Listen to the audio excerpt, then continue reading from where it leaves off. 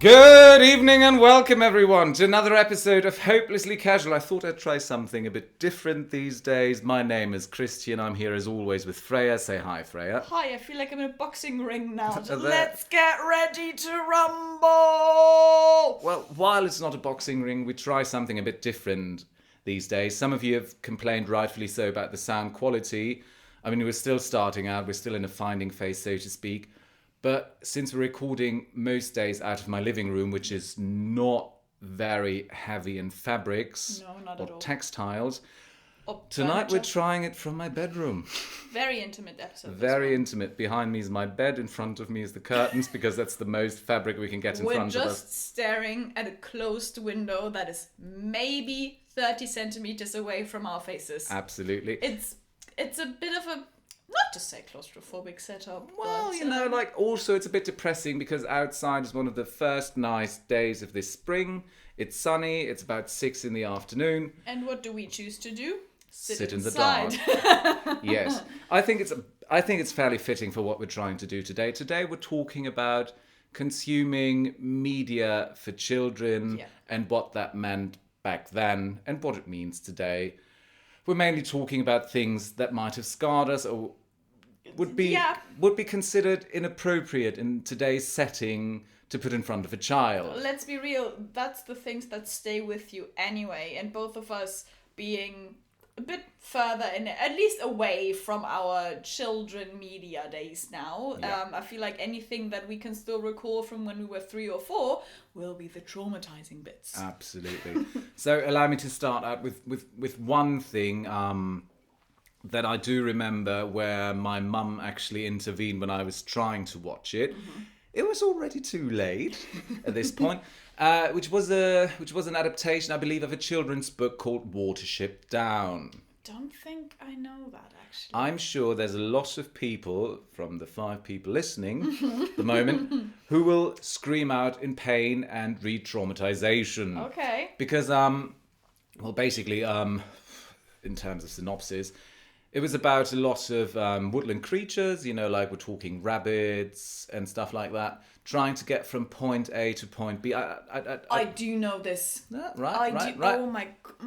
Exactly. And what I remember, I never... Oh, you just unlocked bad things. There you go. Yeah. I never watched the whole thing. I never did, because I never got the chance. And when I got older, I simply was no longer interested. And my mum had such a strong reaction to me watching this, because Watership Down is also the movie, the show, that made famous the song Bright Eyes. It's classic, doesn't matter. Yeah. But the thing is, I do remember, we had some, I believe, rabbits and mice. Oh, that doesn't help, does it? It really didn't. And what happened was, I watched the episode and you see a hawk flying over the group. And it has something in its talons, and it looks like a baby mouse. And the mice in the group just had babies. Yeah. And I think one of the rabbits is like, we need to check out if this is one of ours. And then they get to a, thorn bush thicket, something like this. And you have all those little baby mice impaled on those massive thorns. Oh my God, I think I remember that. And this is not implied, it's shown in gruesome detail. With red.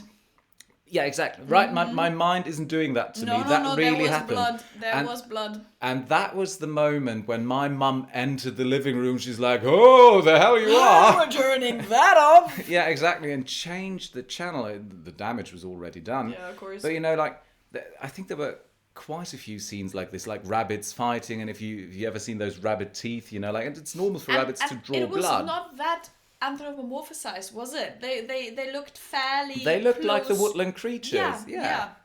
Which makes it even more scarring in a way, because suddenly you are not as removed from it being fantasy by having them be like half human or very humanized, but that's just a rabbit. Yeah. Jesus. Totally is. And that's the thing that sticks with you, because you're little. You have an association with rabbits. You're like, rabbits are little nice, furry fluffy things. You have an association with mice. You might not like them, but you most definitely do not think of baby mice being impaled in a fucking bramble. Nope. You don't. Nah, but yeah, Wow. that was the earliest that I could remember of, Oof. that I could think of. Sorry. Let me think. I mean, one of the but that's not a children's show. I had one instance. My grandparents lived just next, not next door, but like the next street over. And whenever I stayed the night when I was like younger as well, because it was just a normal thing, you know, like they lived so close, so I was there all the time. My grandma always made a point out of letting me stay up however long I wanted. Just because to be cooler than my mom, I guess. Family history, let's not get into it. But my grandpa was watching something on the TV in the second living room, because they were fancy like that. They had two TVs, and it was like, I don't know, 10:30 or something maybe. So I was 3 at this point, or 4 tops, maybe even younger actually. So it was late. It was late. And I have no idea what was on. Honestly, probably it was just either some old Nam movie, or maybe even just a Columbo episode that was for some reason set in the Caribbean. I have no idea. But there was this scene where there was this man trapped in a cage, screaming bloody murder, because he had been shot in the leg, up in the thigh. And he tried to plug the hole with his fingers, because he kept screaming, I'm gonna bleed out, oh my god. And he was too trapped, like the cage was too narrow for him to actually bend down and get it. And he was like all sweaty and all screaming and panicky. Honestly, nowadays, probably we wouldn't bat an eye on the scene. But I was sitting there. The sound quality was horrible, because it was probably from the 70s or something. So to my ears, to my little baby ears, distorted to shit. Everybody's sweaty. It was tight. And I closed my eyes out of reflex. Mm-hmm. But I still heard it, and not seeing it made it worse. That's when I adapted actually covering my ears instead of closing my eyes when I was traumatized by something as a kid, or when I was like terrified by something, because holding my ears would have been more effective in that instance. I think a lot of us do that, because I do that too. You know, like to this very day in a horror movie, when I watch it with someone, and I'm like, I try, you know, like I pretend I'm, you know, like putting my cheek down on my hand or something. Like I'm really just plucking one ear, because you know, like a lot of those, scary. a lot of things that scare you is sound design, isn't it? Unless it's impaled baby mice, but exactly that. You do that. It's okay to see those things, because you know, even a jump scare isn't as scary if you don't hear the sound design that's connected to it. Yeah, agreed. But in terms of unreasonable children's scarring, I have 2 examples. One I just mentioned to you before we started recording, in Sesame Street. And back me up here, guys. I swear to God, I'm not making this up. But in Sesame Street, there was a bit with aliens. They looked like little, I don't know, maybe even just like little puddings in a way, just like slobs of something. And they would just communicate in like these beep, beep, beep, boop, boop, boop, boop sounds. Doesn't ring a bell and at all. They didn't ever actually speak in a way that you could understand them. And there were always just 2 of them, and then they would start off slow and make these sounds at each other, and they would push themselves up more and more and more and more and more, until they would just like frantically like that. And I don't know why, but those things terrified me as a child. That was also something that I would watch at my grandparents'. And whenever that was on, I can't recall if I had a VHS of a video cassette, for people who don't know anymore. I feel like we might have to mention that. I don't know if it was a VHS of the same episode of Sesame Street, or if it was just a very frequent bit that was on Sesame Street, but I remember every time it came on, I knew when it was about to come on, because I recognized the scenery, because it was just this window.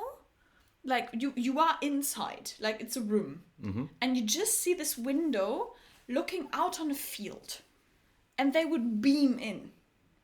And whenever that came up, I would get up and run across the house into my room that I had there, which was on the other side of the house, close the door, and sit there, cover my ears, and count to 30, and then return. Yeah, Because I was so terrified of that was those little- probably a safe bet. Like 30 seconds or a bit more. Like you're a child, you probably count And a bit longer. the other thing, I always hated the Teletubbies. Hated them. But what genuinely scared the shit out of me was this fucking bear and I think tiger. They would, yeah, see his face. Is it the lion episode? Oh yeah. I think they pulled that off the air. It was so scary Just a because bit- they also would barely talk, and it was just the narratives like, the lion's looking for the. Yeah, just a bit for context, guys. For those who haven't watched it, Teletubbies should mean something to most anyone out there. But there was a bit. There was always, there were certain segments in the show. Like, for example, they'd say hi, a bit of an activity. Then they'd watch a small film aimed at children, like mostly with children in it, twice in full length on the tummy of one of them.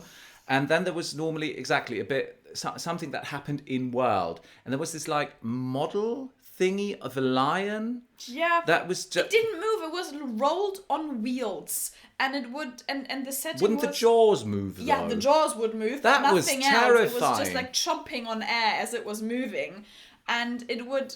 There was always the setting of like these rolling hills. Yeah. Which very clearly was a studio setting. Where you could like move in between them, and then it sort of created the illusion of it going backwards. But it was basically just like you had like a 2D model of like hills, and then like a little aisle behind it, and then the next model of hills, and a little aisle behind it probably.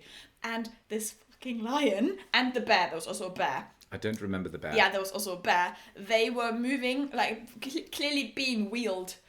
In these aisles between the hills, like back and forth, and they had rolling eyes, if I'm not completely wrong. Yes, and they the eyes did. roll like in their sockets, counterclockwise to each other as the jaws were moving, and they were playing hide and seek, allegedly. But it was just like. It was the most uncanny valley thing ever, in a weird way. They pulled the episode because I remember I read about this not too recently, but the BBC got so many angry letters and phone calls from parents going like, "What the fuck are you doing? You want to traumatize our kids? We're going to do it ourselves." It was terrifying. It was bloody terrifying. But the thing is, I have a Sesame Street anecdote myself because like Sesame Street, very wholesome. Mm-hmm. Most anything that Jim Henson ever did, very agreed. wholesome. I loved it Absolutely. growing up. Bar the aliens.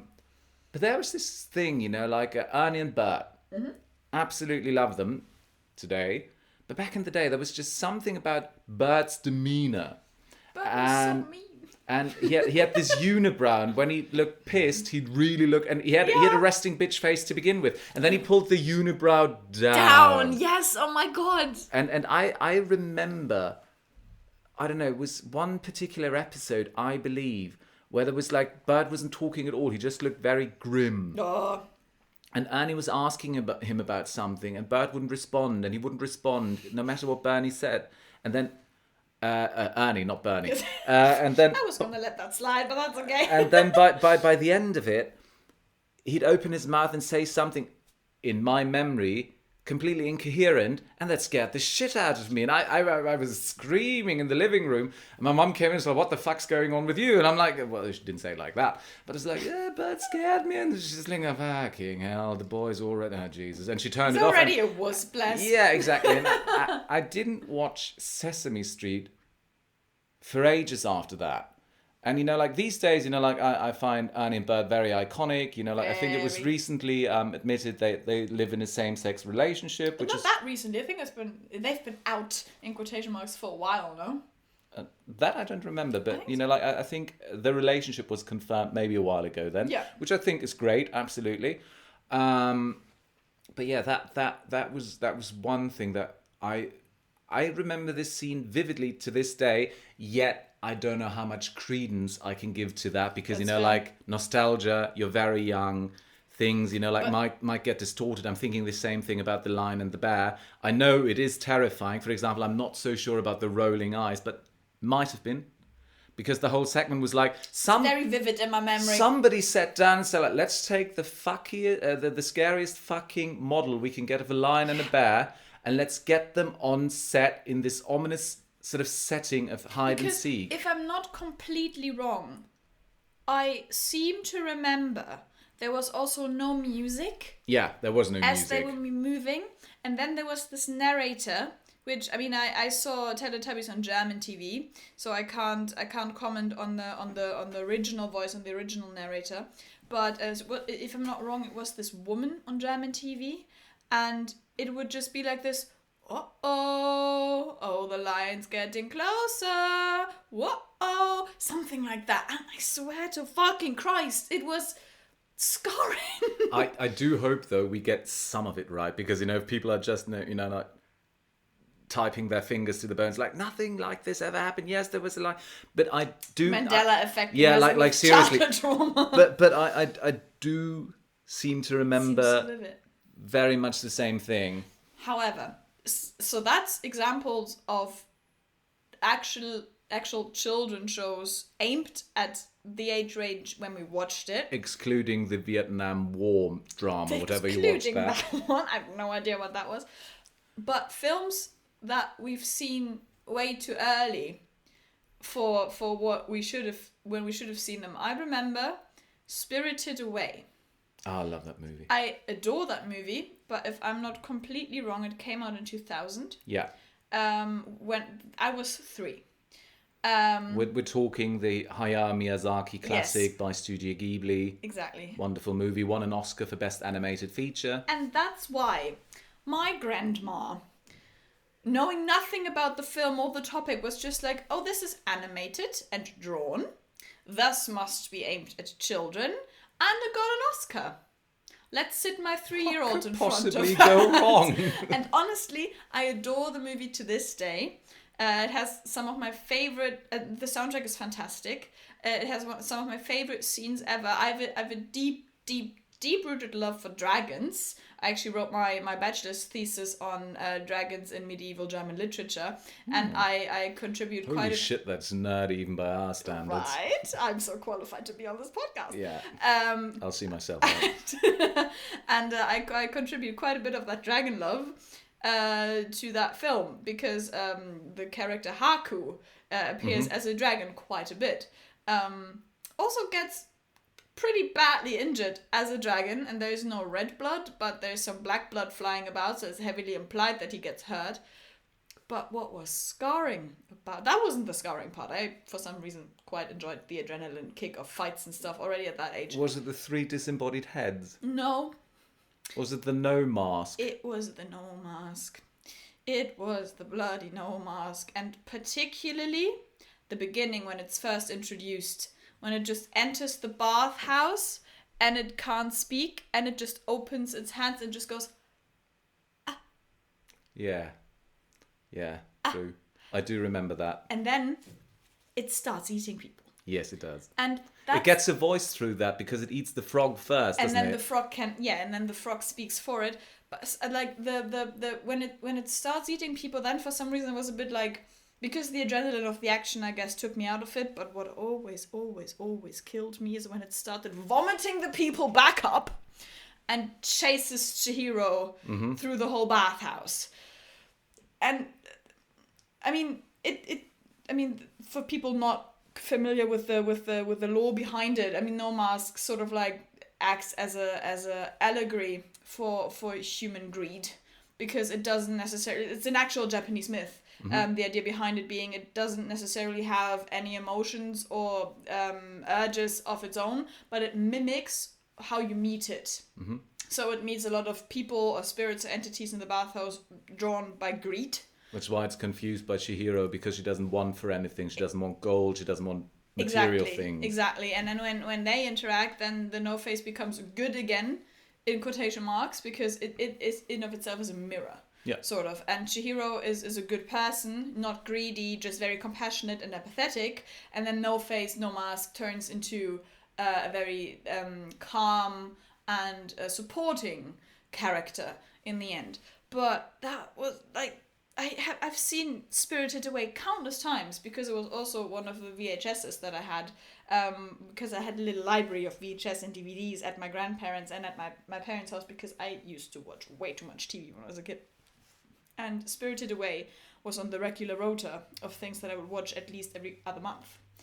But the beginning, the no mask introduction, always, always, always, and the transformation of the parents into pigs. Yes. When she screams desperately, Mom, Dad! I mean, this is a movie from literally 2000, like And this it's is... not for 3-year-olds. No, absolutely. But, like these days, I think, the awareness for what a child can and should actually stomach, it grows over time. Because if you look at, for example, cartoons from the 1930s or 40s, like with rotoscoping, hellish. which is very, very much. But like, I do remember, Cupheads and such. I had, we had a lot of VHS tapes when I was growing up, and a lot of Disney ones, obviously. And I do remember The Great Mouse Detective. Yes! And I love that movie. Basil? Yes. Basil. But it also scared the shit out of me. Because, first of all, we've got this very Victorian era setting in London, obviously. I think Basil lives underneath 221B Baker Street, underneath right. Holmes. Actually see them as silhouettes. Yeah. Holmes and Watson sometimes. And the thing is, it plays mostly in the dark. Because at night, like in the seedy parts of London mostly. And first of all, you've got this thing, there's this toy maker who's getting kidnapped in the middle of the night by this bat creature that is, I think the right-hand man or whatever, like a henchman to Ratican. Yeah. And the thing is, it starts out with, first you don't see him. There's banging at the window, and then the window breaks open to the inside. Shatters. And you've got a bloody close-up of that creature's face, like with big pointy teeth and everything. Great, 5 minutes in, you're fucking traumatized. Then it goes on, that thing returns multiple times throughout the movie. Less scary if you ask me then, but fair. But at the same time, then you've got the reason why he kidnaps the toy maker, because Ratican wants to make a robot replacement of Her Majesty the Queen Victoria, as a mouse. Yeah. And that thing also turns haywire at some point, so the mask flies off, you see all the innards and, just teeth and eyes and everything. And that's kind of scary too. This is fine. But I always as a child, to skip the climax. Because Ratican did not like to be called a rat. He didn't like, he always presented himself as a big, sophisticated mouse, because he didn't like the title of rat. But when they have the big final fight in the clock tower in Big Ben, he gets, so angry, and his tuxedo gets torn off and everything, and, he turns into a full-on rat, and that like always... a were-rat, sort of. Sort of, yeah. He fully embraces, his ratishness. his nature, his base nature, so to speak. Primordial And that nature. was fucking scary, because, all of a sudden, he looked very, very, very savage. There was a lot of fighting going on, a lot of scratches, scratching, a lot of, teeth, and a lot of, grimacing and everything. That scared the shit out of me. I always would skip it, because otherwise I liked the movie very much. The set pieces were brilliant. You have the arrogant detective. You've got Basil, who gets a bit more humanity throughout the whole thing, and all that. Very likable movie. But at the time, everyone was like, you must have been aware of the fact that this shit is fucking scary, and you were okay with it, because when your parents paid for the bloody movie, be it VHS or even worse, you go to the cinema, they're saying, you keep your ass planted in that fucking chair, because I paid for the fucking movie and we're not leaving early. That just reminded me of two things. I'm hoping I'm not forgetting one, but I'm gonna go to the cinema bit first. I just remembered the first movie that I saw in cinemas with my dad. I don't know anymore how old I was. Maybe 4 or 5 tops. It was Disney's Brother Bear. I never watched that one. Is it good? It's fantastic. and it is traumatizing to all flying fuck. Sweet. Because it starts off with the death of the big brother.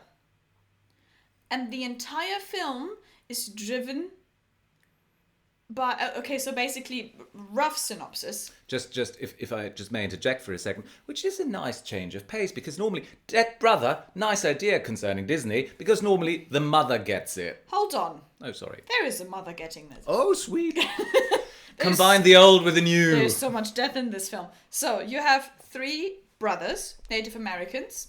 This is set at some point just... Isn't it set in Alaska or something? I think it's set in Alaska. It's definitely in America, North America. And it's not the Ice Age anymore.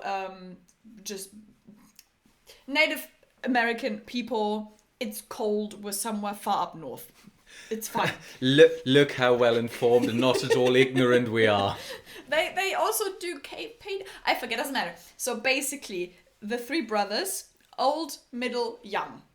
The youngest is about to come of age, so the old one is already kind of like a seasoned hunter. He is the leader figure. He's like the bright sun that the other 2 brothers look up to. Middle one keeping a kind of like low key and calm, the planner, the strategist. Youngest one, you know, like the hero of the story. He's very much naive and very testosterone driven and wants to prove himself, and the middle and the younger one bicker all the time, and the older brother sort of like the calm, collected one. They go on a bear hunt, or at least they go on a hunt, and then a grizzly shows up, and said grizzly kills the oldest brother. Well, it happens. It does. And then there's like a whole... That's already pretty traumatizing as a kid, sort of, because at this point you have already built up somewhat a relationship to that brother, to that figure, because he has been on screen for at least 10 minutes, so you don't expect that. Funeral happens and everything, and then the youngest brother, driven by greed and rage, goes to kill the grizzly that killed his brother. What also happened at the same time is every person in the tribe gets a totem, and that totem animal sort of encompasses their defining trait. Mm-hmm. And said youngest brother gets the totem of a bear. Oh, he's absolutely and smitten with the idea. The bear stands for love. So he's like, fuck my bear of love, I'ma kill the grizzly that got my brother. So he does that, and he gets the grizzly, and then the ancestors of yore, the big ghosts in the sky, the Northern Lights, aren't too pleased with him, so they turn him into a grizzly. Kenai is his name. So Kenai gets turned to a grizzly. Mm-hmm. And Kenai then pretty quickly meets another little baby grizzly named Coda. And then Kenai and Coda sort of set out together because Kenai is just trying to figure out how to turn himself back. And doesn't know, but then for the time being he sticks with Coda. Yeah, Coda is the little cub of the grizzly he murdered, because that was Coda's mum. Oh, that must have been a great conversation, and that eventually came up. Yeah. It does come up. Of course it comes up. Oh. And then he gets turned back eventually, or gets the option to be turned back by embracing that bears actually do love and all of that kind of stuff, and family values and everything. In the meantime, he gets hunted by the middle brother, because the middle brother then thinks his younger brother also got by the grizzly, because obviously he's gone then because got turned into a bear. So the whole film is about him trying to turn himself back into a human whilst being pursued by his last surviving brother. That was the first film I saw in cinema. Wow. Phil Collins did the soundtrack. It's quite nice. He did? He did. I remember he did it for Tarzan, yeah. Which also has some fantastic death scenes. First of all, we've got Never forget. First of all, we've got Saber getting or Sabor, whatever you call him, the leopard, mm-hmm. getting Tarzan's parents. But I always liked that leopard. But at the same time, yeah, he looked sexy for a leopard, didn't he? Somewhat, right? That thing had curves. I'm worried for myself sometimes. Seriously, fairy origin story. But yeah. But then there's the death of Clayton. You know, he's so frenzied. You know, like basically they're having the final fight in. Break his neck. We'll get to that. So basically, he's so frenzied and trying to kill Tarzan that they have the final moments of the fight, in basically, hanging in vines. yes. And Clayton keeps hacking at the vines with tries his... to save him. Exactly, with Yes. his machete. And at some point, he cuts through his own support and he's falling, but there's vines wrapped around his And he neck. effectively hangs himself / Well, breaks his neck. yeah, exactly. We just see the vines straighten, I think. Exactly. You see him fall, then the camera, switches. Yeah. And then, you just hear the well, I'm just like, Disney went all out on that one. But I'm telling you this though, my favourite Disney movie to this day is The Hunchback of Notre Dame. Oh, I love The Hunchback of Notre Dame. Oh my god. It's a brilliant movie. It's beautiful. The music's great and everything. But at the same time, exactly, Hellfire, Tony J, fantastic. But the thing is, holy fuck, does that thing deal with a lot of things. First of all, you've got the whole, at this point you say Roma and Sinti sort of thing, like racism running rampant. Oh, yeah. You've got religious extremism. You've got a chaste judge / priest sort of thing. Who's absolutely mental. Who's absolutely mental and has the hots for Esmeralda. Yeah, and so much. There are scenes where you just like, first of all, Hellfire as a child, you don't really, at least I didn't, I was a stupid child. Such a good you don't, song. yeah, sure, but you don't really grasp the implication. No, the extremism behind it, the extremism, but also the extreme sexual desire. Yeah. And the thing is, there's this one... If you can't be mine, nobody can have you, and now I'm gonna burn down the city. Exactly, and the thing Okay, is... incel. The thing is, there's this one scene where he's leaving the church, or the cathedral, because he's been thrown out with his men by the archdeacon, because she's got sanctuary, and he sneaks up behind her, holds her for a moment, and smells her hair and everything, and I'm just... And he's like... I dream of a rope around his neck, and she's like, I know exactly what you dream of. As a child, you sit there like, yeah, he's a bad man. No, he's a bad man. A bad man. Like seriously. And at the same time, you've got the weirdest casting. You know who speaks Quasimodo? I've never seen it in English. Oh, you have to. You have to. It's brilliant. Tom Hulce. Do you remember Tom Hulce? Yeah. Amadeus. He played Mozart. He's Quasimodo? Yeah. So he did Mozart, Amadeus, brilliant movie, watch it if you haven't. Yeah. And then he does Quasimodo, and I don't know what he's done since. But, you've got all this, you've got basically, Hunchback of Notre Dame too, probably. Might have. There was a Hunchback of Notre Dame too. I think there was a too. third one as well. But at the same doesn't time, get there are scenes of actual torture in there. Yeah. Like, you don't see it, but there's like this scene where Frollo's in the dungeon, and you hear screams, don't you? You hear a whip cracking. Yes, that. And he gets the torture master out, and he's like, mate, don't just whip the person.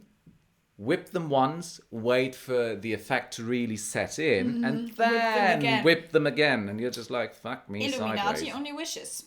Right? But for some reason, and this may, I don't know, shed a light on the person that I am, always have been, apparently, but for some reason I don't find these things as disturbing. In terms of like, I always just took it at face value. In a way, I even found it interesting. It was always like action, adrenaline, even slightly dark themes. Obviously as a kid you don't put them in the context that you would as an adult, but I always loved that. What always really, that's why I love the film as well, like I love The Hunchback of Notre Dame. What always rather got me, and I feel like that was something that Disney did way more in the 50s and 60s, was any form of substance abuse in films. I'm talking the bloody pink elephants and Dumbo. Oh, I'm talking drinking. Let's not talk about the racist depiction of the crows. How about not? But also Pinocchio. The children smoking and drinking and getting absolutely fucked on that island. Not only that, but like we're talking traumatization, the boy turning into a donkey. But that never bothered me that much. But the drinking and the smoking and the eyes all getting weird, them hallucinating, them slurring. That never bothered me as much. Him turning into a donkey bothered me, and I'm sure 99% of other people. as well, as well. But the thing, the smoking and the drinking, I don't know. It was the substance abuse, man. Well, of course there was the substance abuse, but it was done in a way where it's just like, yeah, they're giving it to the children, but it is depicted in a way where I could, at least I think I could as a kid, because my mum made this very clear. I could read it as something that wasn't good for them, But the transformation into the donkey, fucking hell. I did watch Pinocchio quite a bit as a kid because I also had it on VHS. But when it came to them entering Paradise Island, I think it was called. I don't remember. Where they took the boys to turn them into donkeys. I would skip that part until they turn into donkeys. Because once they turn into donkeys, I could easily watch the film again because the vices were over. I don't know what that is. I don't know why that traumatized me so much sitting here with wine. But it was always like... You're just a paragon of morality. You know me. Well. But people like, and especially in these films, I think because it doesn't match up in my head. Because it's a children's film. And anything fantasy that's happening to people, I can easily take.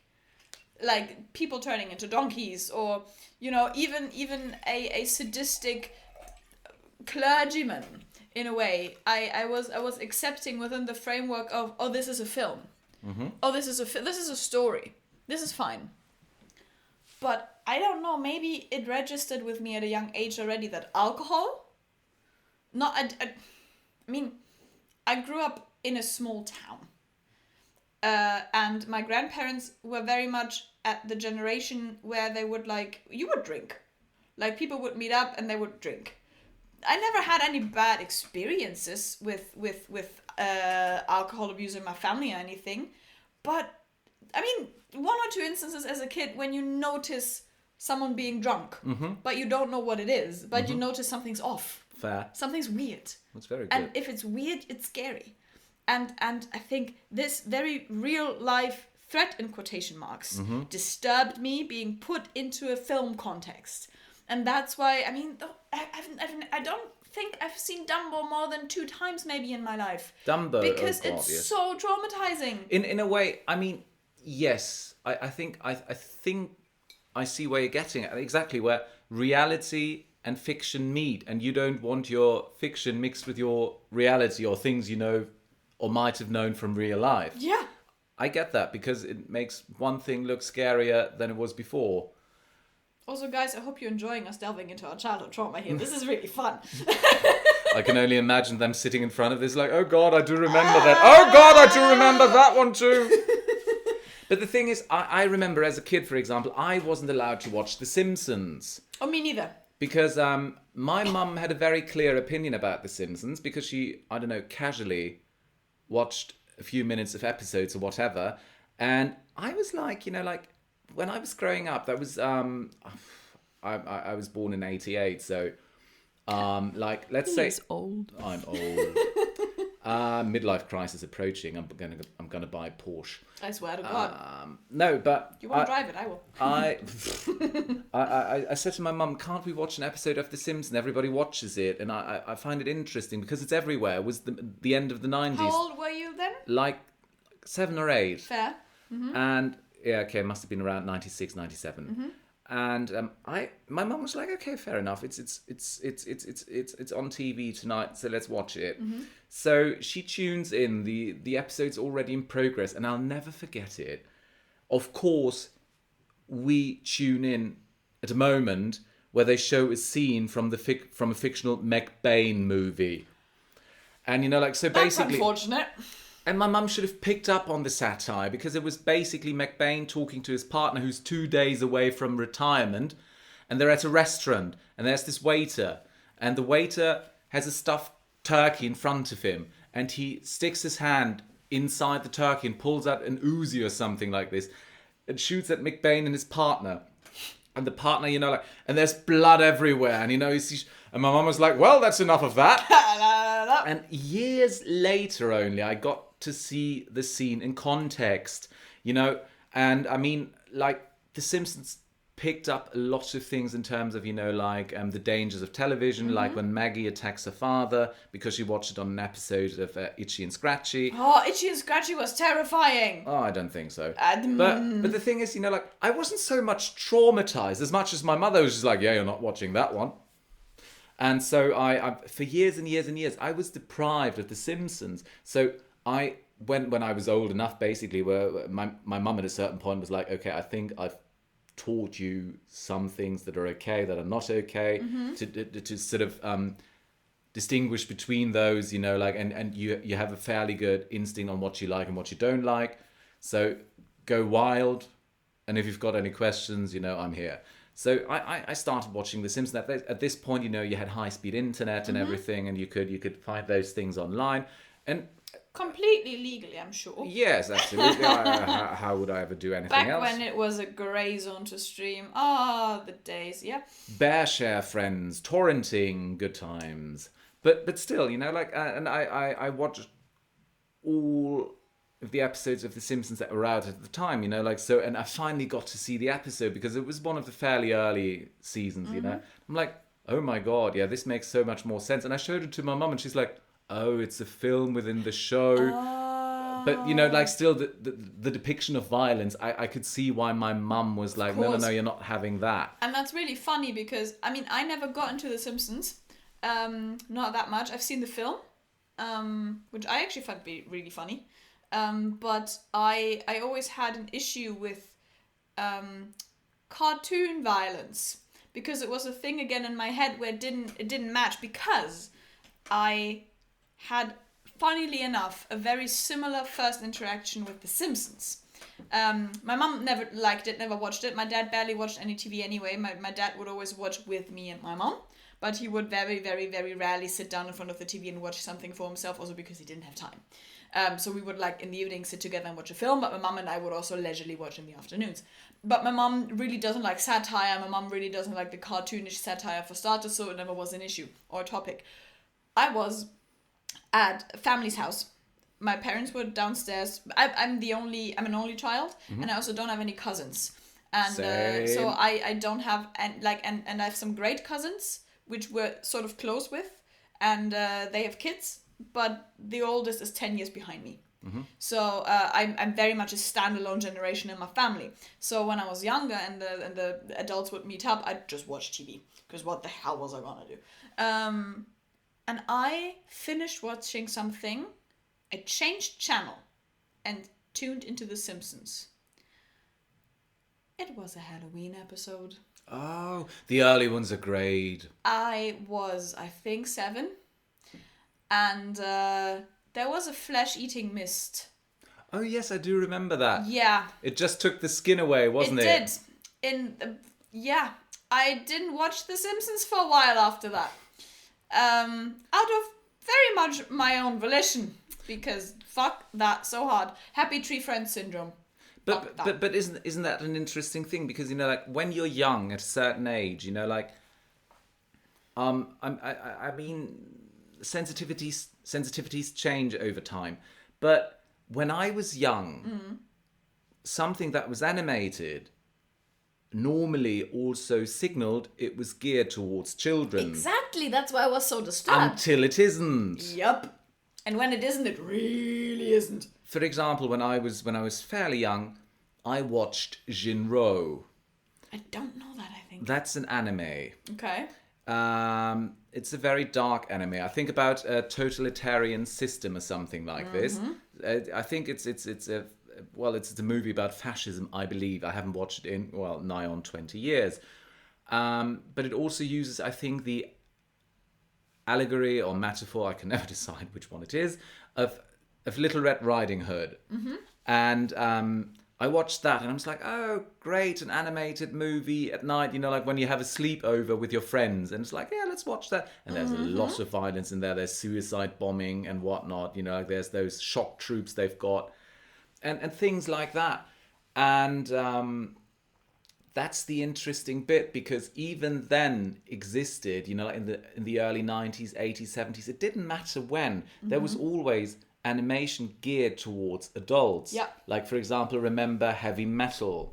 You know, Yes. like, which was, of course, with very adult themes. Or there was even adult, animated pornography and all that. Oh, yeah. Which, like, I saw my first hentai, which, of course, was very much soft porned when I was like 12. And I'm like, oh, great. It's after midnight. Like, you've got time to watch to watch something on the telly. And, like, oh, there's an animated movie. It's like, holy fuck. What? Of I mean, course you 12 don't. is already... Of course you don't get to see any cock because it's still television. But, like, It is pixelated. it's not pixelated. No, I know, it's not shown, I cut, know. Exactly, it's cut out. I don't know if it ever was a hardcore hentai. Yeah. But but the thing is, I was fairly well brought up in terms of being okay with sexuality. Where it's same. just like, okay, as long as it's consensual, you're old enough, and everybody participating is like okay with this. Yeah. So, like, sex scenes, of course, you still weren't very happy when there was the occasional sex scenes and you were watching with your parents and all that while you're watching a movie So together. it's when you really, really, really, really pretend that nothing's happening right now. Exactly. Just like, It's don't look, don't we're, look, We're don't- just all leaving our This body is for the next normal. 35 seconds. This is okay. Yeah. But the depiction of violence, and so far we've been talking things that were mostly aimed at children, or where you could, like, get a sense of, or, like, you'd be... It'd be understandable why you thought it would be for a child. Yeah. Like, The Simpsons is an animated show. I'd argue... I feel like The Simpsons is in between. Something like this. Yeah. Like, I think The Simpsons sort of coined the term parental guidance. Like, as long as you're there, you can give them some context on things. Some of the things they won't get. Doesn't matter. But then there were things which very much defined my childhood, but weren't necessarily aimed at children. And I'm looking at you, Temple of Doom.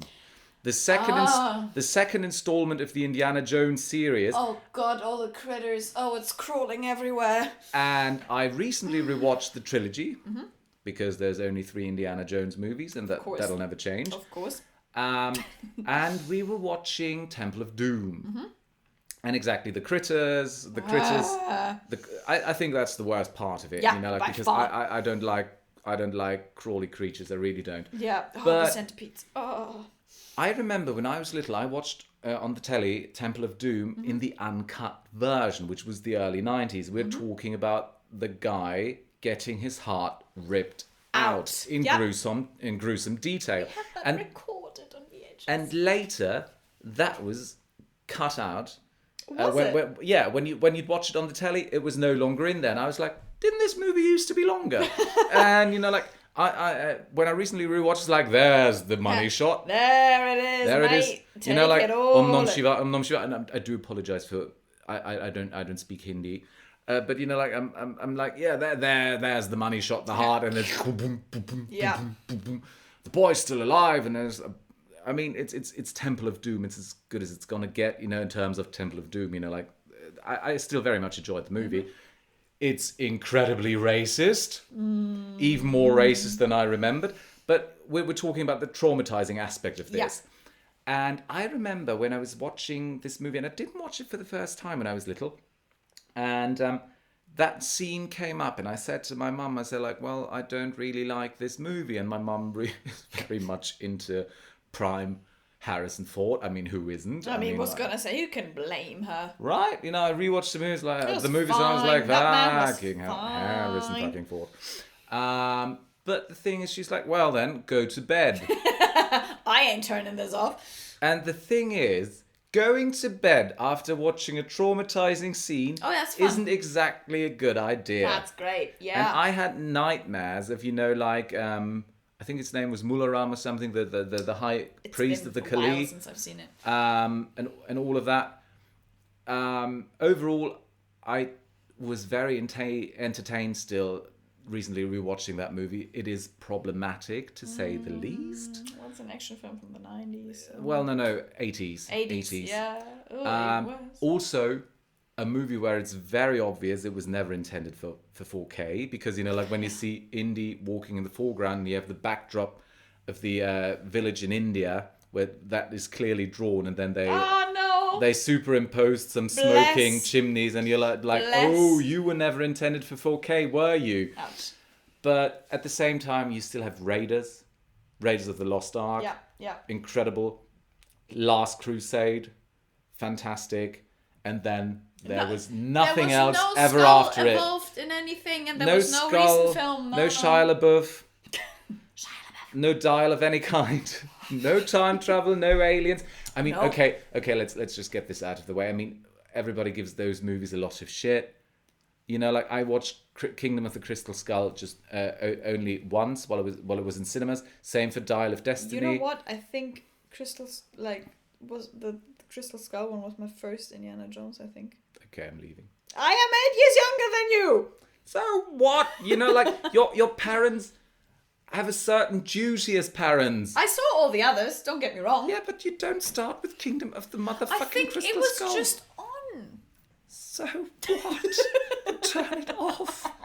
No, but they're out there. I think Dial of Destiny was a lot better than Kingdom of the Crystal Skull was. Funnily enough, I've seen Dial of Destiny and none of it stuck with me. I couldn't tell you what happens in that film. I think just, you know, like, leave Doesn't well it enough start alone. at I the mean, it's like what. university? Very old No. A Dial of Destiny starts with a I think a 40-minute flashback with CGI Indiana Jones. Oh yeah, because it worked so well in Blade Runner. Well, It actually did. It did It actually. did, It did. looked incredible what they Yeah. did with Rachel. But at the same time, you know, like it could have done a lot worse. I was mildly entertained. The thing that the biggest problem I always have is like, why do I have to look at my heroes when they're old? I mean, we all age, that's fine. But there's always, you know, like when they do stories like this, they always get a more depressing backstory. They lose loved ones, you know, like they're old now, not as active. It's always about their mortality, which is fine. And I'm not saying heroes are going to live forever. But, you know, like you had to retcon or, you know, like explain a lot of things after Last Crusade, where they drank from the cup of Christ, from the literal motherfucking Holy Grail, Yeah. while shooting Nazis, which is still one Always of the, good. Yeah, Shooting exactly. Nazis is it never gets old. Never gets old. Really doesn't. And the thing is, the nice thing is, in Dial of Destiny, the very first person whose face you actually see is Thomas Kretschmann playing a Nazi. I'm sure at this point he has the SS code in his home in case he's I was getting... gonna say he has like 5. Yeah. Just for any kind of role. He can just pop it on. It's like a superhero suit. I don't need a costume. I've got one at home. Oh, funnily enough, superhero costume just reminded me, just to get back on track with the episode. Yes. One of my favorite films that I haven't seen in a while, but that for some reason, and I'm trying to, as I speak, pinpoint what exactly was eerie about it, was The Incredibles. Oh, I love that movie. I need to rewatch it badly. And I've seen it a lot when I think was it a still kid. holds up. So did I. I've seen it so many. Isn't but it great? It was Fucking hell, it's terrifying as well. And I think the bit was the first encounter with the fucking robot. Really? When Mr. Because those robots, I don't know what it is. I'm trying to like as we keep talking, I'm trying to figure out what is the threat that takes me through. What do I find scary? And I think it's the lack of humanity or the distortion of humanity in a way. Like through the drinking and through the alcohol and them being like fucked as shit. Them not being predictable and proper anymore, and the robots and the Incredibles sort of feel like they have intelligence. They're AI probably, before me knowing what an AI was, but at the same time they're fucking robots, and it's so scary. But I love that film. But that, I think that's the thing where he's like, Mr. Incredible gets into this lava cave, and then the robot falls into the lava, and then it shoots back out because it didn't hurt it. Something like that happens, right? And that was like it's I think in pretty much every film that I've seen, oftentimes when I was a kid, and there's others, like one of the films that I watched a lot, and I don't even know if people know of it or aware of it, as a DreamWorks film, which was called oh my god, it was called Spirit the Stallion of Yeah. something. The White Mustang or something like that. Fantastic film, by the way. Never watched it. Absolutely guaranteed to make you cry. Beautiful soundtrack. I think Bryan Adams Oh yeah, that's does it. yeah, that's Mwah, that's fantastic. was on my rota all the time. Incredibles on my rota all the time. Spirited Away on my rota all the time. Like, just films I would always shuffle through. And I think every single one of them always would have a scene, or at least most of them. Let me say I had like maybe 10 films that I would like rotate through on like a monthly or bi-monthly basis. Nearly all of them would have scenes where they would just leave the room. I just like, not dealing with this, love this film, but not dealing with this. Isn't that incredible, the amount of punishment one was willing to take, even within... Seriously, abusive relationship with films. Even within their favourite movies. Yeah. But I do, through us talking, I remember one film, and I'm fairly certain the name's Joey. Joey. And is it a kangaroo? No, it's not. It's not a kangaroo. It should have been. Joey. And this movie, How are you doing? This movie kept me up for nights and nights and nights, because it was about a little boy whose father, I think, died, and he has like this toy telephone that allows him to communicate with his dead father, and he's got like, yep, okay, that's the one. She just Googled it and she showed me the picture of it. What is that thing? Let me get to it. Guys, Google it and just pull up the first Google image. Just Google Joey film and the first Google image, and you have nightmares. I promise you. Exactly. And so the boy's got I think something like powers. I don't remember if they were clearly defined, but he's got a bit like telekinesis, and he's got like 80s walking through his room, you know, like Imperial Walkers, like the little models he's got. And then he finds, I think, in an attic or in a basement or wherever, it doesn't really matter, he finds a ventriloquist's dummy. And that's the thing you see on the very first image. Have I seen this? And the thing is, the worst thing that can possibly happen with a dummy happens. It comes alive. No, I'm not dealing with that. Yes, you are. No. Yes, you are. And the thing is, of course, it's evil. And it traps the boy and everything. And, you know, like, I watched this movie and I couldn't look away. And I don't get it together anymore. I think he defeats the puppet in the end because, you know, like... He better.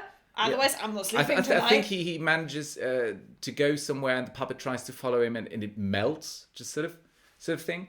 Have I seen this? Is this the root of my puppet phobia? It seems vaguely familiar. Puppet phobia is the only phobia that's justified. But I think I'll look up the movie and we need to watch it.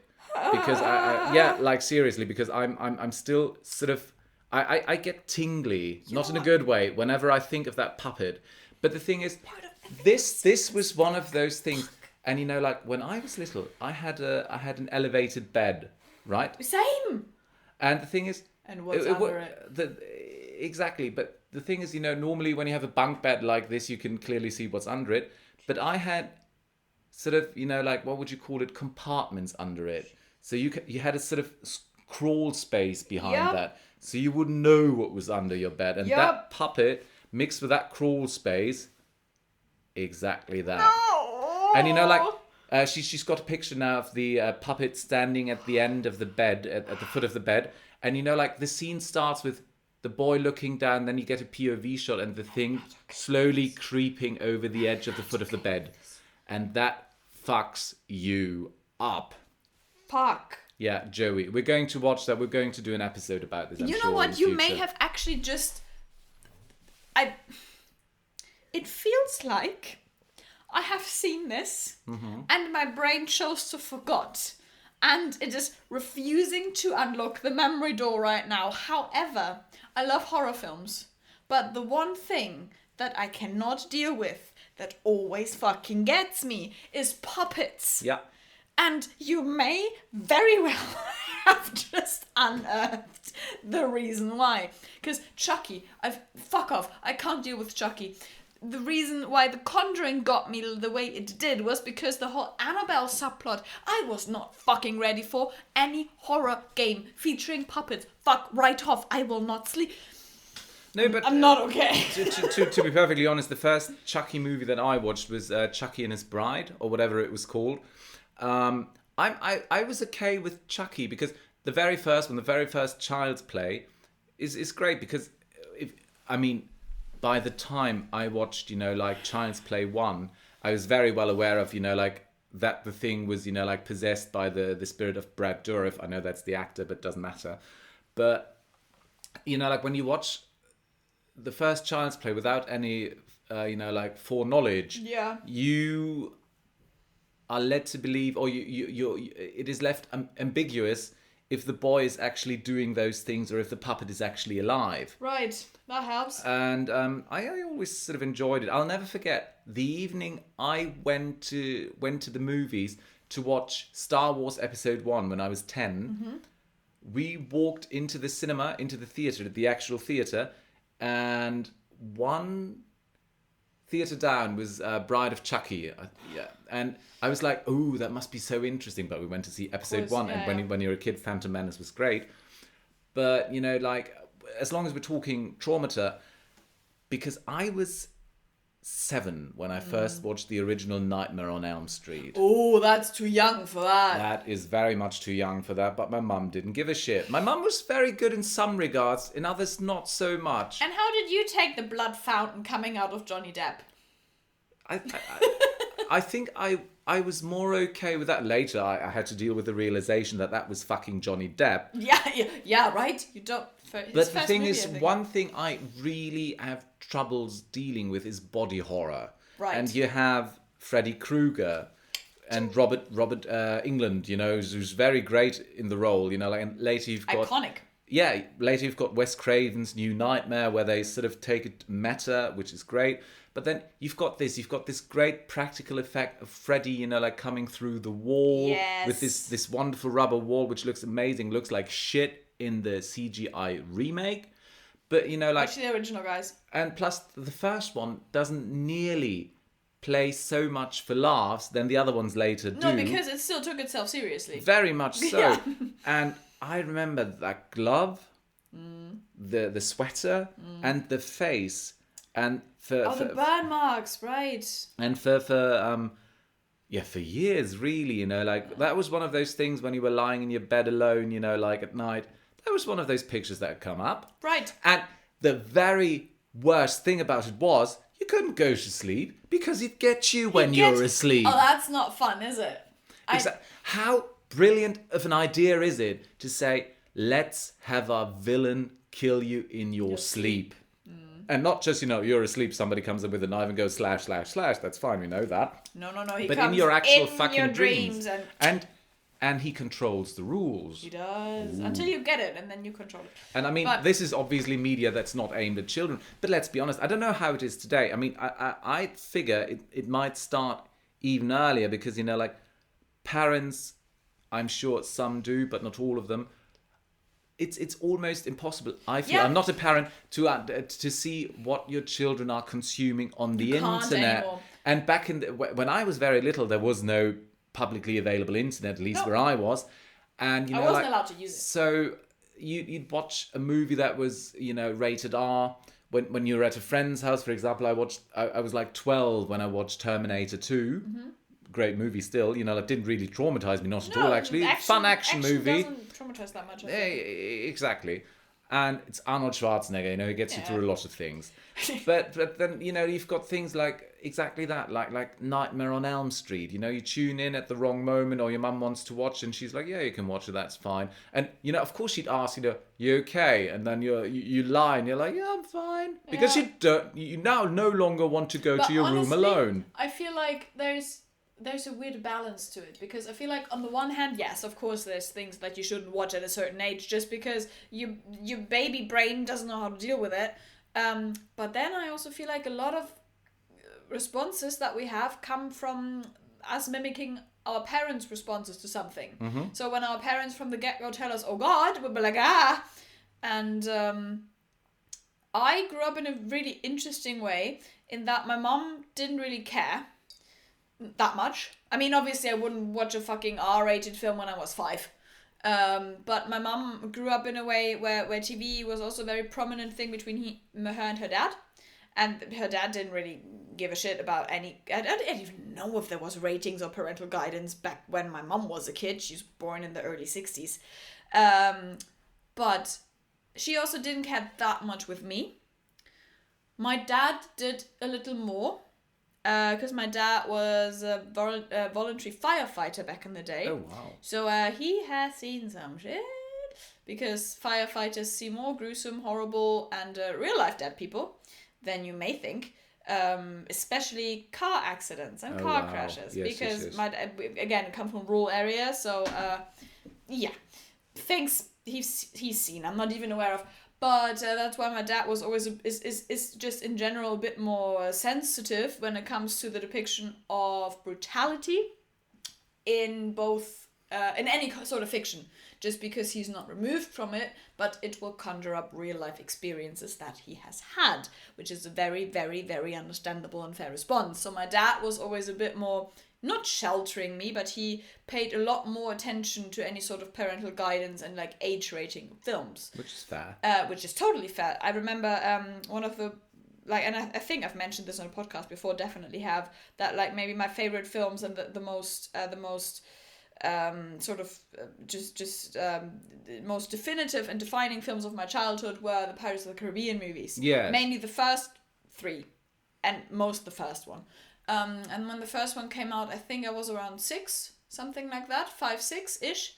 And I think it's rated 12 here in Germany. It's not that bad. Yeah, sounds about right. It has some skeletons walking around and there is some sea battles. Yeah. But not super gruesome. But people do die. And when we watch, like, extras do die. No main characters. But when we watched it when I was a kid, and we watched it countless times because it was a film all 3 of us, my dad, my mom, and me, thoroughly enjoyed, and it was very rare to find one that we actually, all 3 of us, really loved. We watched it all the time. And my dad would always tell me, now close your eyes. And I wasn't allowed at that age to watch the battle scenes. At a certain age, obviously, I was allowed then at some point, also because I would hear it. So, that wasn't a traumatizing thing for me because, again, like action sequences, action scenes don't really scar me that much, be it any Nam film when I was 3. But, like, in general. But it sort of, like, defines how your parents react to it, how you react to it. And I didn't grow up watching horror. Because neither of my parents enjoyed the genre at all. I recently sat down with them and watched 3 Jordan Peele films. Get Out, Nope, and Us. I've yet to watch them. Oh, we will. That's also a fun thing. Oh, sweet. Yeah, we definitely should because excellent. They're really fun. They're fun horror. I enjoyed the trailer for Nope a lot, actually. I wanted to watch it in cinemas. I didn't have the chance. Jordan Peele is I like his fresh take on horror. They look beautiful, his films, and they all have a lot of meta commentary if you want to read into it, which both of us will enjoy. So I only got into watching horror, and I'm a big horror fan, like nowadays, massive one. But I only started watching horror when I was about, I think, 15, 16, when my friends from school and I would sit down and do like horror nights. It was like 2 nights in a row, would just watch through all kinds of horror films. And at that age, you sort of embrace it because you're like, oh, that's the one genre I'm not familiar with. Let's get into it. But if I feel like kids are being drawn to things that they're not allowed to. Usually, I wasn't that kind of kid, but like quite often, kids are drawn to the things that they're not allowed to watch, and that sort of, I don't know, like, does it play into the idea of you traumatize yourself? Or are you so hyped up with the adrenaline, just like, oh my god, I'm watching something that I really shouldn't be watching right now, oh my god, oh my god, oh my god, that you're making it worse yourself when it wouldn't have been as bad if you would have just watched it in the context of, okay, we're gonna sit down and watch this. Like, I've seen Full Metal Jacket. Oh. When I wasn't that young. I was 15, I think, or 14. But my parents weren't home. I'd seen something else prior. I've just watched some primetime TV film. And then Full Metal Jacket was on at like, I don't know, what was it, 10:15. And there was this warning on TV before it came on with this really deep voice being like, the following program is not intended for watchers under the age of 16. Be warned, something like that. And I kept watching. And I did watch the entire thing. Funnily enough, I don't remember anything from, or that much at least, from the second half of the film when they're actually in Vietnam. No one ever does, because the Because first the half... drill part, the Exactly. drill sergeant and the suicide of the sorry, spoiler, but it's been up for ages. The first part is generally considered the better part. It's a great movie, but the first part in in boot camp is iconic. And I believe to this day, because it did traumatize me, that one. It sat wrong with me. I could sleep the night, don't get me wrong, but like, was like, ugh. And I think that the only reason why it got me so much was because of this fucking announcement just before. Because it was like, traveler, don't go beyond this point. Yeah, be warned. And it like, changes your expectation of what's about to happen. Absolutely. And the thing is, I mean, now we've all been exposed, I think, to things that weren't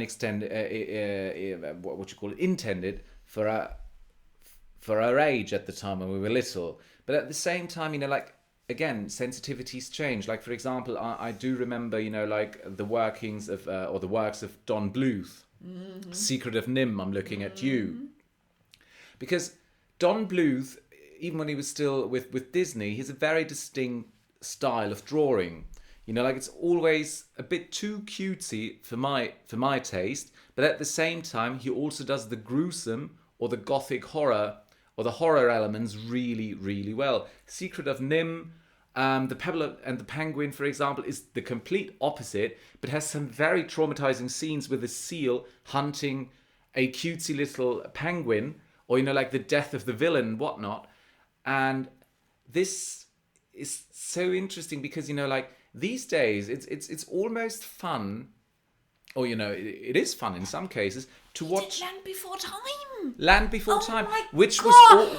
was also You unlocked something. which was also a co-production between Steven Spielberg and George fucking Lucas. Ooh. But we're looking at things and sensitivities changing, and it's like, for example, I noticed this when I watched The Emperor's New Groove, and I was well within my 20s. Pull the lever, Kronk. Exactly. Wrong lever. I love Kronk and Yzma, especially Patrick Warburton as Kronk, he's wonderful. But at the same time, you have the slapstick elements for the children, and you've got the more, witty stuff. Also, the best female character to ever exist in cartoon, I believe, like the mother. Yeah, the She's pregnant taking mother. no shit, fucking telling everybody to sit down and just doing her thing. But the thing is just, I love watching The Emperor's New Groove to this very day. And it's a very underrated movie. Same goes, for example, for Atlantis. The Disney adaptation. Atlantis. Right. Oh. Or Treasure Planet. Oh, fantastic. The robot robot that comes in at the end is a bit, I don't know. Little goop blob. But at the same time, there's, let's take this. One of my favorite things to watch when I was little was DuckTales, the TV show. Yeah. Exactly. And then they did a remake of that. And I have Disney Plus. I wasn't aware that they did. You should watch it. And I started watching it. And, I enjoyed the shit out of that. Because, it still has funny, slapsticky elements. It still has the treasure hunting. But the writing's great, and some of it is really witty. But, for example, there was something... There was one episode, where they go back to Scotland, where Scrooge is from, to his parents' ancestral home, where they were thrown out of by a ghost dog. And I had the radio drama, on cassette when I was little, and it scared the shit out of me because I always loved werewolf and werewolf-related kind of lore. Right. But this always, with a good narration and everything, scared the shit out of me. But the thing is, this, for me, was very interesting to see because he had DuckTales, which was always a very kid-friendly show, except for one or two, scary episodes. DuckTales. But this was done by the end of the 80s. And I believe... That was so good. That was the golden age of cartoons. I believe DuckTales, the remake, was done around 2016. Don't let me lie here. But when you have those things, two shows that basically have the same premise, how differently they're done with more, with a greater awareness of, what might actually not be suitable for children. At the same time, though, still being very very, very interested in exploring things like, for example, detachment from their parents, because they feel like, okay, our mother wasn't there for us and stuff like that. Very heavy stuff That is within heavy. it, like done in a very, very sensible way, I feel. But at the same time, things where, like graphic depictions of violence and stuff like that. And you can't shelter children from those things forever. That's for sure. Also, but, children don't really... They respond to it differently. Yeah, but also there's the thing, like with things like you said, like in Pinocchio, you have the child turning into a donkey, and you have depictions of drinking and smoking, which you know from real life. And the moment you depict the violence as something they can anchor in reality, it becomes different. Exactly, because cartoonish violence I was always okay with. Big hammer going on head, birds flying around your head. Exactly. I always knew as a child this wasn't what was going to happen. But at the same time, exactly, like I feel like there's a greater sense, at least in my opinion, I'm not a child these days, obviously, but there's a greater sense of, like, if you watch the right programs, I suppose, what a child can deal with, and even how they can approach certain things, like, and how you can, like, open up certain topics for them without, like, completely, ramming them over the head. Yeah, exactly, with something. And, like, other things, like, for example, I think we talked about this just before we started, SpongeBob. I swear. I loved SpongeBob, though. SpongeBob. Used to. I remember, I don't know how old I was when it first came on television. It was wholesome. I was under 8. It was actually recommended for children by, like, a children's psychologist, because, SpongeBob never acted against his conscience.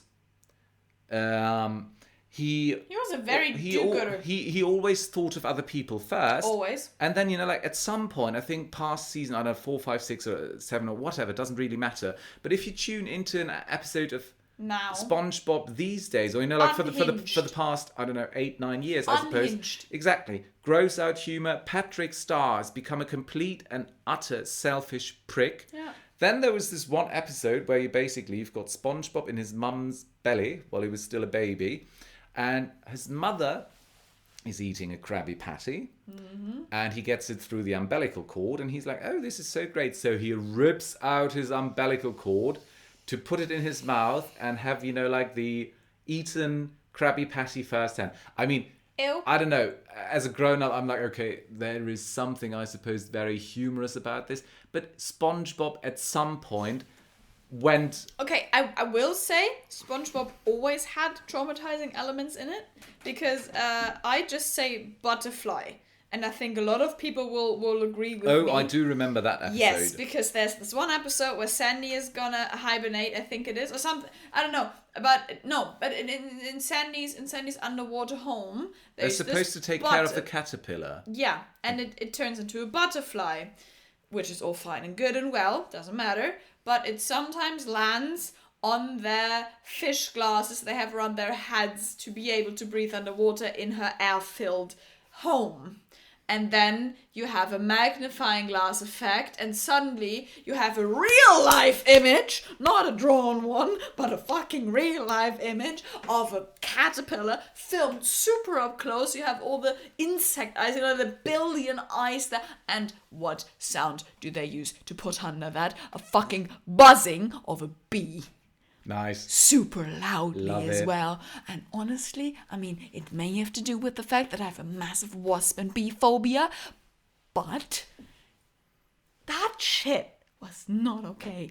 Because switching from a cartoon style suddenly to a hyper zoomed in, super high def, for the time, close up of a butterfly was just a bzzz. Fuck you. You just did that to scare children. Fuck you, SpongeBob. But the thing is, okay, that's fair. That's a very fair point, because you don't see it coming. But there was also shows for children that were intended to scare you.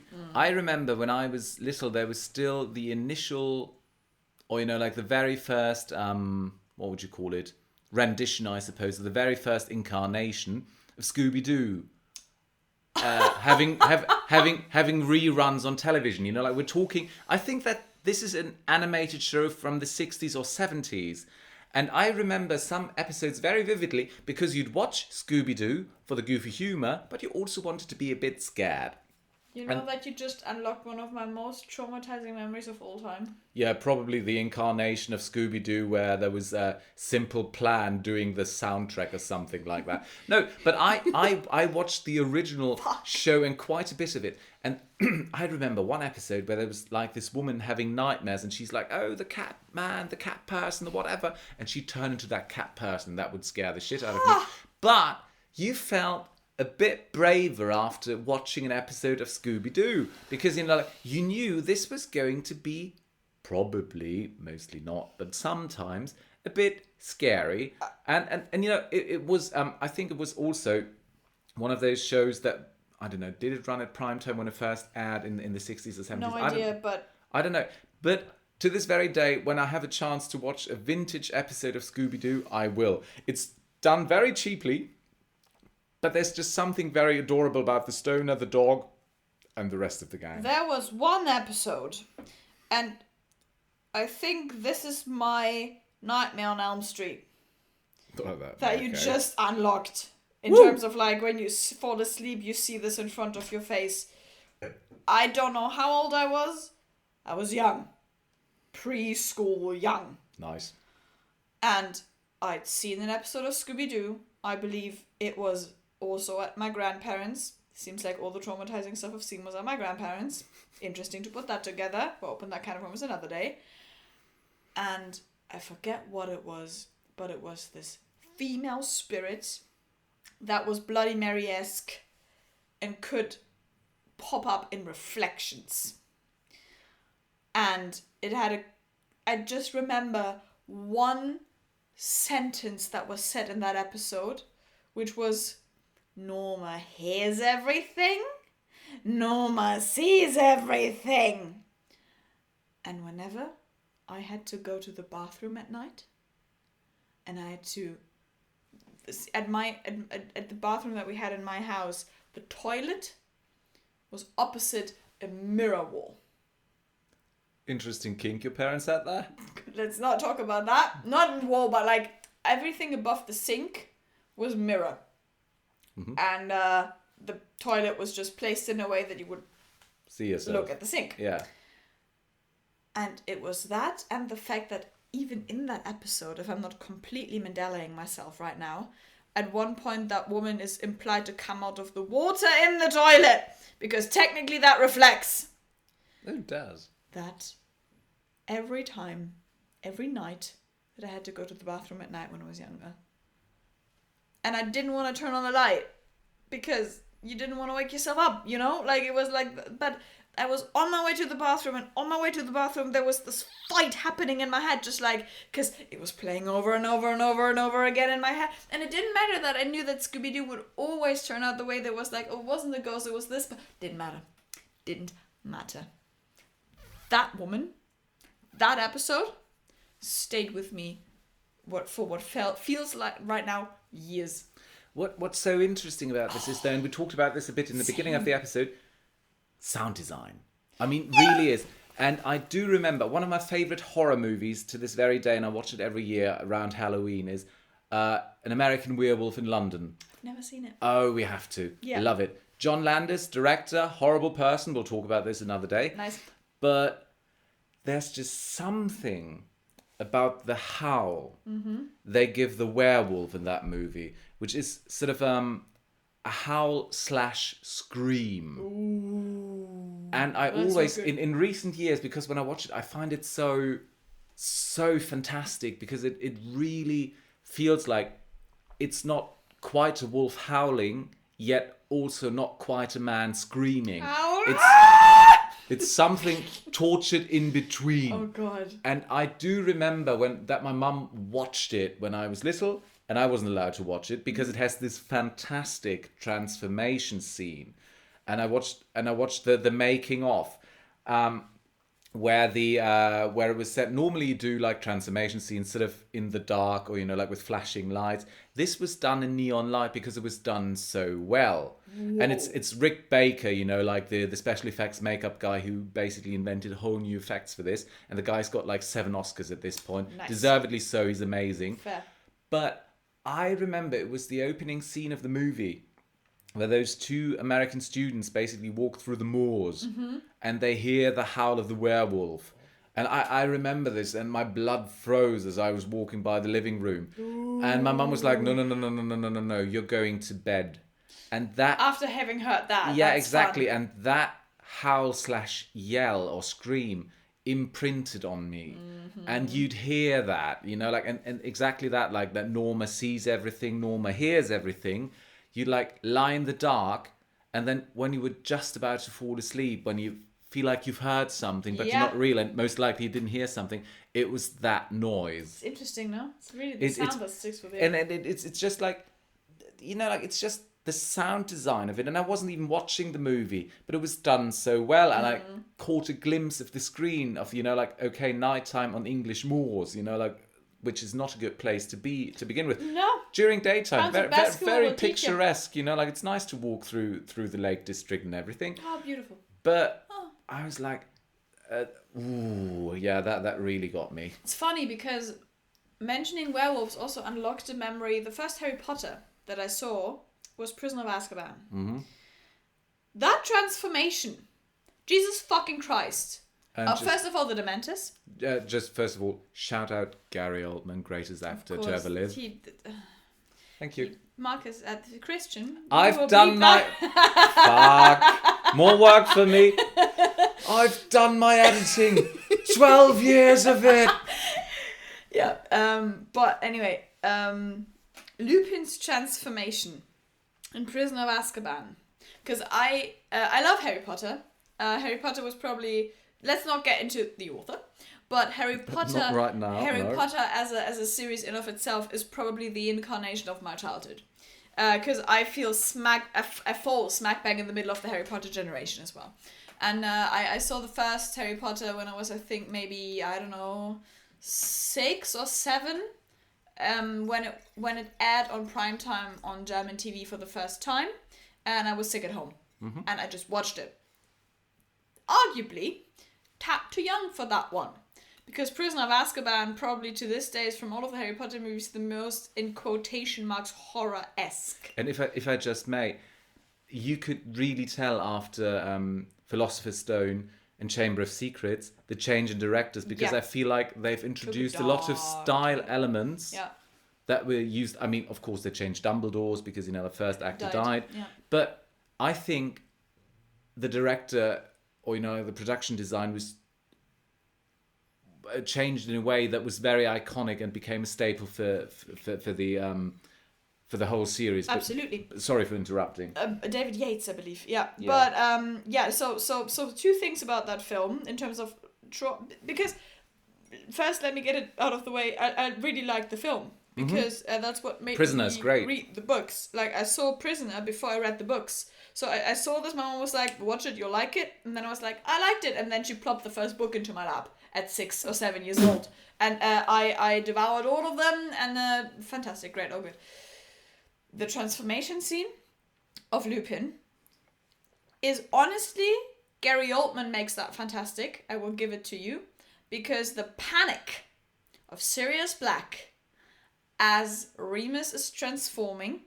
Isn't he asking something like, "Didn't you take your whatever today?" As well, he says, "Remus, have you taken your potion?" And then he knows what's happening, because obviously they have grown up together, been friends since they were like kids, and it's also a great scene for Alan Rickman, because it shows the moment he realizes what's going on, he's throwing himself in front of the children, kids, without even thinking twice about it. But Gary Oldman makes it great, because the panic of the scene is created by Gary Oldman, because he's like, "Remus, no, you're better than this. You can't fight this. Remus, I'm here." All that. It's like the weight and the seriousness of the scene. I mean, obviously it's a painful transformation, and also I really like the werewolf design that they came up with, because it's pretty unique, because it's the upright standing man wolf who very clearly has wolf-like features. His snout is very long. He has like elongated limbs, but he's not barely on all fours. He can be on all fours, but then he's a very like a horse-like dog, wolf nearly. I do remember and the he can design, like stand yes. on two legs. He's bald, which makes it so much more disturbing. It's like there's very few hairs like on his body, but no fur, not really. And so that was a very, very distorted werewolf design in the first place when you're used to like fuzzy wolf man. That's the one thing that was super, super, super scary about the film, because also then like, Gary Oldman, Sirius Black turning into the big bad dog himself, them fighting, then the werewolf stalking them. Terrifying. The Dementors, however. The Dementors are what stuck with me for so much longer. Let's be honest here. Hogwarts has a history of not creating the safest environments for their students. Oh, but what do you mean? It is the safest place for the students to be at all times. Yes. No, the beginning, like how the Dementors are introduced. There's the scene where Harry is sitting in the Hogwarts Express. Everything gets cold. The windows freeze over. And Lupin sits there with him, but he's sleeping, isn't he? Yes, exactly. And then the door of the compartment of the train opens by itself. And there's the hand, the claw Very of iconic. the Dementor just slowly reaching around the door frame, finger by finger, with the insanely long claws, the cloak floating around it, the greyish skin, the black claws. My room, when I watched this, had a TV in it, so I was watching it from bed, because so basically how my room was set up, and this contributed massively to why this had such an impact. You would enter my room, and to the right immediately was my bed. So on one of the walls, in the corner, there was the bed facing alongside the wall where the door was in. So if you lay in bed, you would look towards the window, but like alongside a wall, and in that wall there was the door to enter my room. And in that corner opposite of the head was the TV, meaning as I was watching this film, watching the TV straight on the left was the door frame. Nice. And that's how I slept for years to come.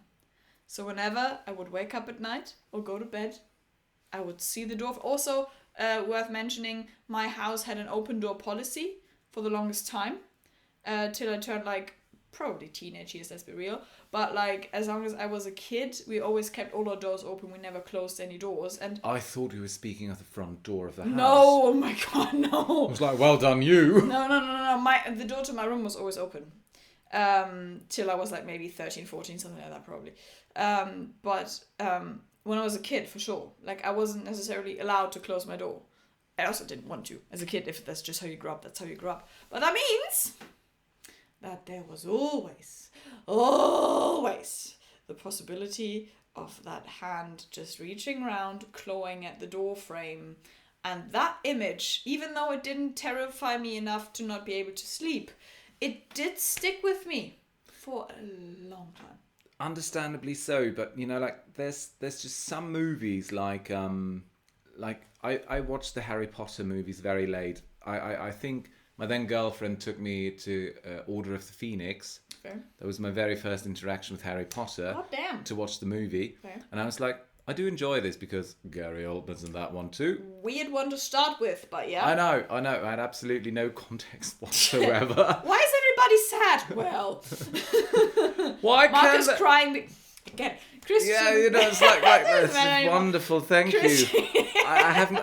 My week isn't full or anything. You but have already fucked up the intro 3 times.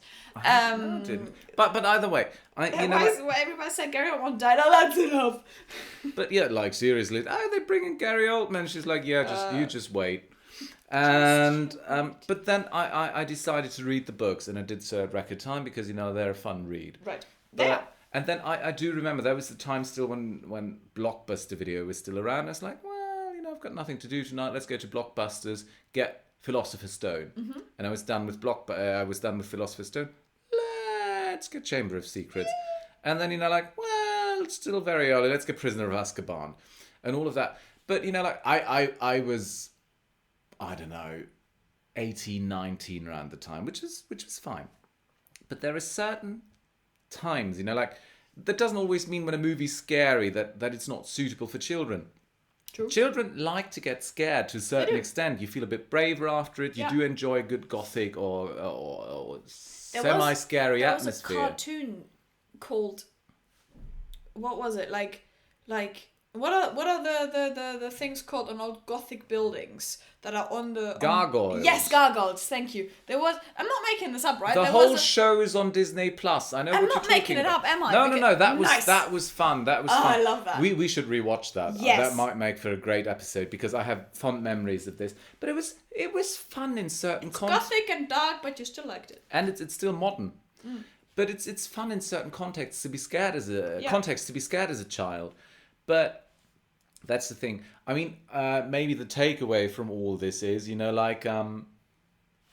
things, I don't know, I don't want to call them unhinged, but like the sensitivity of it, like over the growing of the media, or be it different kinds of media, like we're talking the internet, we're talking TV, we're talking cinema, the sensitivities of what was, like what's suitable for children and all that, because like I think times have changed from the 50s, 60s, 70s, 80s, Massively. where it's like oh, grow up, or oh, don't be a wuss or anything. It's like, no, it's actually okay to say like, I don't like this, I'm scared of it, I'm not ready for this, because I think at least like the way I grew up, my mum for the most part had a pretty good idea of what was was like, okay, if you want to watch this or if you want to consume this or whatever, I need to give you some context for it. Because cartoonish violence, my mum was always like, she's like, you do realize like hitting someone over the head with a hammer is not a good idea. Yeah, I do realize that. I mean, Roadrunner and Wile E. Coyote, come on. Sure. But like the moment it became more grounded in reality, my mum was always like, okay, like these things happen, like films about murders and stuff like this. But this is not, like what normally happens between people and all of that. But to see, like how media changed over the years, where it's just like, this is a kid's film. Is it really though? And, like these days, I'm just like, a lot of the, let's say, big budget kids films where it's just like, they realize they have to, first of all, in a way, like Snow White, for example, first really big animated feature where it's just like, oh, people are just going to watch it because this is, like a full-length motion picture animated movie. People are going to watch it. But these days it's just like parents are sick and tired of going to the cinema to watch a kid's film, so there has to be something in there for them too. Yeah. And Pixar's quite good at this. Very good. And in the early 90s, DreamWorks as well. Or in the 90s, you had something like Animaniacs or something like that. Yeah, you're right. Where it's like, okay, you've got the slapstick for the kids, but you've got some quite risque humor at some point for the adults, so you could watch it with your kids. Very true. And like these days, to watch an animated movie, I feel it means something different for every generation that watches it. The parent generation. I'm not a parent, but I'm 35. You could be. I could have children. You could. And I'm like, I'm still quite well entertained. I understand. In some cases, I understand, like this is aimed at children right now, but like overall, I'm still invested in the movie a great deal. There's good films out there. Moana is fantastic. Red, I enjoyed to a great extent. Encanto was quite fun. Encanto, I haven't watched Inside yet. Out. Wow. No, in terms of like. I wanted to like that one. I think Inside Out. I'm very excited for the second one because I think it is a very valid message that they're transporting in terms of like getting in touch with your emotions, feel your emotions, let them be a thing, make them sort of like more approachable for a kid to like, okay, emotions are a thing and this is how they work. I like this. What was the Netflix one with the family against the robot uprising? Oh! Marshals versus Robots, something like that? Yes. Or Marshals versus the Machines? Yes. I recently rewatched that one. Guys, if you haven't watched it, I like this really movie good. a lot. It has so much heart. At the same time, it's so funny. Yeah. And that's the thing. I think there's a growing awareness of, that audiences are overlapping these days. Because, like, if you have a kid, if you're an invested parent, you're going to watch it with them because you want to know what they're consuming. Yeah, of course. It's impossible to control all of it, and maybe you shouldn't. But I remember having a Super Nintendo when I was little growing up, or a Nintendo 64. My mum played the games together with me to see if it was appropriate for me. Of course. And, it's interesting to see the development, because I've got 35 years of consuming media, maybe not exactly 35, but to see just, 33. how it changed. It means something entirely different to, to have a kid's film put in front of you and you're just like, okay, there's certain people behind this. Maybe I can just, have them watch it and maybe not have to be as invested, you should always be invested in what your children consume. Yeah. But, I feel like there's a growing awareness for it. I think that is a very nice way to bring this round. Yeah. Yeah. Either way, we'll be back for another episode. Leave us your comments on what you think about this, and thank you so very much for listening. You next time, guys. Have a nice evening, guys. Bye-bye. Bye-bye.